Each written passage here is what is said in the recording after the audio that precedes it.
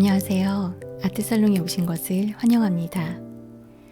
지난 영상에 이어서 오늘도 바스키아의 작품들을 소개해 드리겠습니다. 바스키아의 작품들을 보면서 한 가지 빠뜨릴 수 없는 것이 바로 앤디 워홀과의 관계인데요. 1979년 바스키아는 돈을 벌기 위해서 자신이 직접 그린 엽서와 티셔츠를 팔기도 했었어요. 당시 뉴욕 소호의 한 레스토랑에서 워홀이 바스키아의 엽서를 사면서 그 인연이 시작되었다고 합니다. 1982년에는 바스키아가 워홀의 공장으로 이사를 가고 이후 공동 작업을 하기도 하면서 굉장히 가까워졌다고 합니다. 당시 바스키아의 여자친구는 우리, 즉 나와 워홀은 같은 보이프렌드를 나누어 가졌다 라고 말했었는데요. 그들의 관계를 짐작해 볼 수 있을 것 같습니다. 워홀은 당시 성공한 팝아트의 대가로 젊은 예술가들에게는 우상과 같은 존재였다고 하는데요. 바스키아 또한 그와 가깝게 지내면서 많은 영향을 받게 됩니다. 이 그림은 바스키아가 스승과도 같았던 앤디 워홀과 자신을 그린 그림이고요. 이 작품은 1984년 바스키아가 앤디 워홀과 프란체스코 클레멘테와 함께 작업한 작품입니다.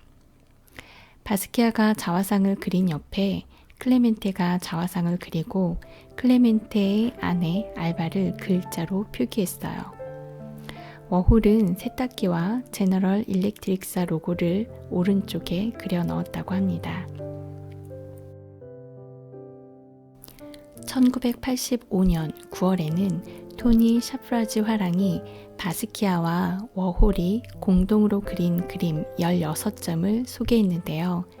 당시 샤프라즈는 전람회 포스터를 제작하기 위해서 두 사람에게 권투 선수처럼 유니폼을 입고 글러브를 끼고 포즈를 취하도록 했었습니다. 하지만 당시 전람회의 평은 굉장히 나빴다고 하는데요. 팔린 그림이 단 한 점에 불과했고 이후 두 사람은 더 이상 함께 그림을 그리지 않았으며 사이가 멀어졌다고 합니다. 이전 영상에서 보여드렸듯이 바스키아는 자신이 좋아하는 흑인 영웅들을 작품 속에 그려 넣으면서 인종차별이 만연했던 당시의 미국 사회를 냉소적이고 비판적으로 드러냈었는데요. 주류 미술계에서 또한 예외가 될 수 없음을 한 그림을 통해 보여주고 있습니다. 마네의 올랭피아인데요. 마네의 올랭피아는 모더니즘의 시작을 알리는 대표적인 작품 중 하나입니다. 하지만 그림을 보시면 그림의 주인공 옆에 흑인 하녀가 서 있는 것을 볼 수 있죠. 바스키아는 이 그림을 자신의 것으로 다시 그립니다. 올랭피아에서 하녀를 중심으로 그린 그림입니다. 사실 저 또한 마네의 올랭피아를 보면서 단지 그 시대를 반영하고 있다고만 생각했지 하녀로 등장하는 흑인의 입장에서 그 역사를 비판적으로 생각해 보지는 못했던 것 같은데요. 바스키아는 서양 미술사에서 초기 모더니즘의 대표 화가인 마네의 그림 안에서 무언으로 인정되고 있었던 흑인들의 사회적 위치를 그의 작품을 통해서 드러내 보여주고 있습니다. 같은 맥락에서 이 작품을 보실 수 있을 것 같은데요. 이 작품은 1983년 백인 경찰관들의 구타에 의해 사망했던 낙서화가 마이클 스튜어트의 죽음을 그린 그림입니다. 오른쪽에 방망이를 치켜들고 있는 경찰관이 무심한 듯 무표정하게 서 있는데요. 그림 가운데 검은색으로 칠해진 인물을 때리려는 동작을 취하고 있습니다.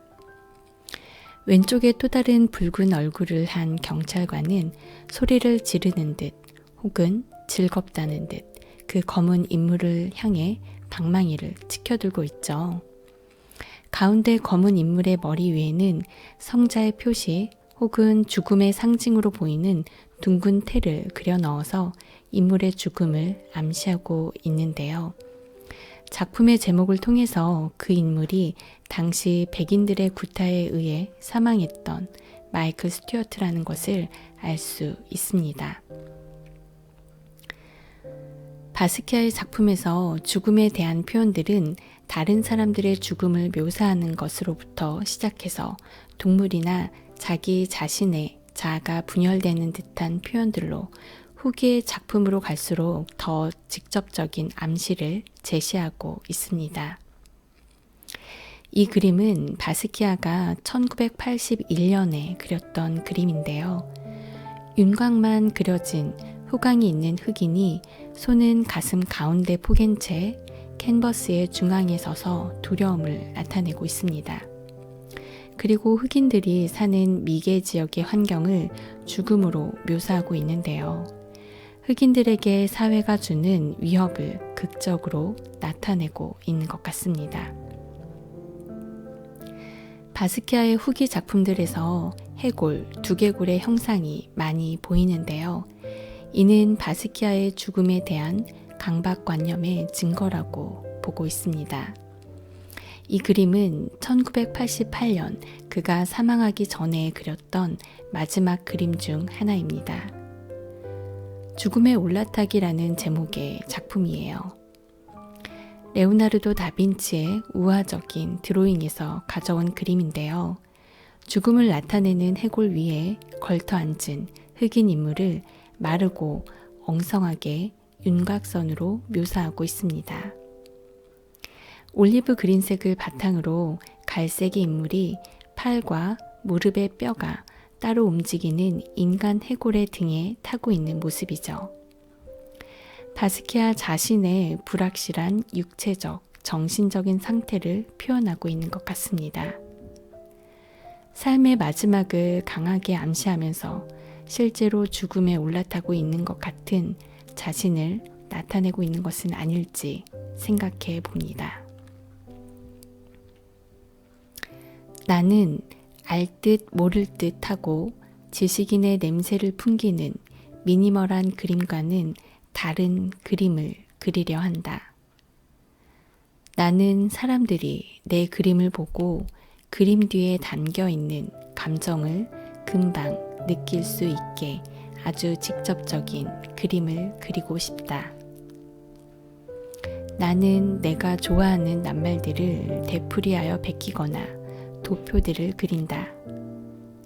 나는 단순한 붓질보다는 어떤 것이든 정보를 담고자 한다.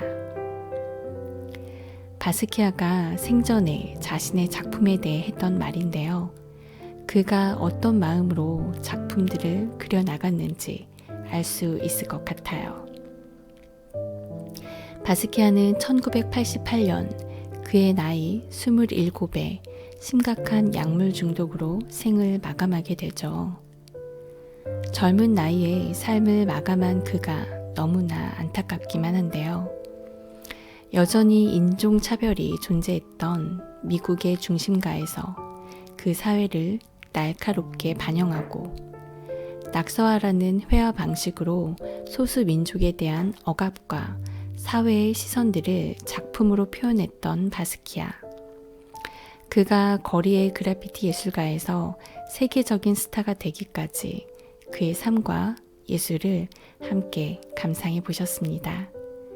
지금까지 시청해 주셔서 감사합니다. 다음 아트살롱에서 뵙겠습니다. 감사합니다.